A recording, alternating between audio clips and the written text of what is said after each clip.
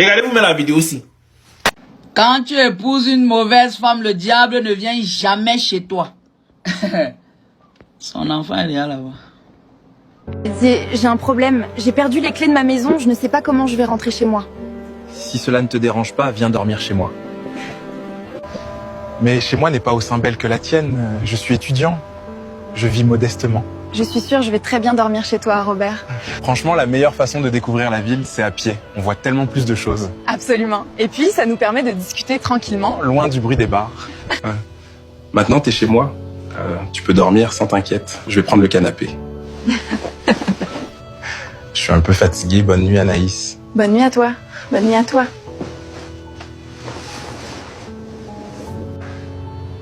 Notre entreprise est en difficulté. Bientôt, elle va couler. Et qu'est-ce qu'on peut faire pour la sauver? Je ne sais pas, on a déjà essayé tout ce qu'on pouvait, mais rien n'a marché. J'avoue pas de s'y faire ce mois-ci. C'est tellement difficile, je n'ai aucune idée. Je pense que je connais quelqu'un qui pourrait nous aider. Il y a un jeune homme dans notre pays, mais il fait ses études au Canada. Oh. Il a des compétences en gestion et il a gagné un concours la semaine dernière. Je vais aller prendre ses coordonnées et lui proposer de diriger notre entreprise. Robert est son nom. Il vient du village où vivent ses parents et ses épouses. Je connais l'adresse de ses parents. La semaine prochaine, vous allez commencer vos examens. Et si tout se passe bien, c'est la fin de l'année. Et je vous souhaite tout le meilleur.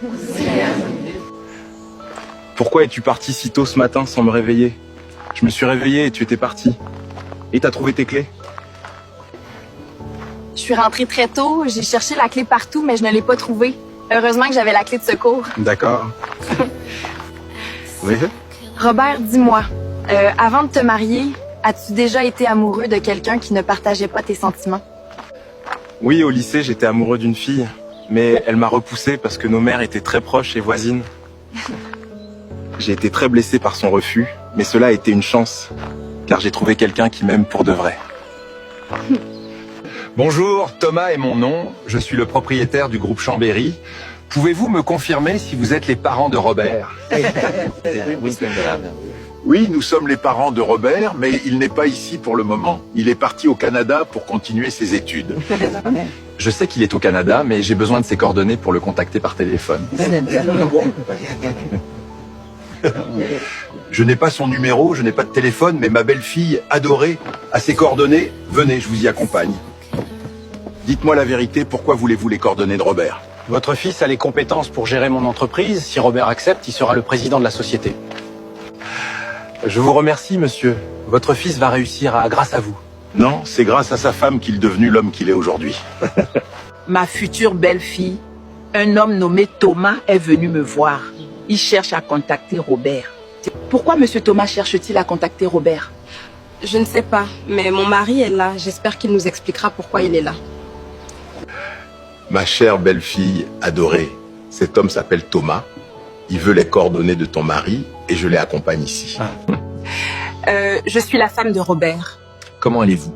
Monsieur Thomas, dites-moi la vérité. Pourquoi voulez-vous les coordonnées de mon mari? Je suis à la tête du groupe Chambéry. Je cherche un directeur compétent et les gens m'ont conseillé de contacter Robert. Mon mari va devenir le PDG du groupe Chambéry. C'est vrai, monsieur Thomas. Vous ne plaisantez pas. Je ne plaisante pas, madame. J'ai vraiment besoin que Robert dirige mon groupe Chambéry. Voici les coordonnées de mon mari, tenez. Je vous remercie pour votre hospitalité et je vais partir maintenant.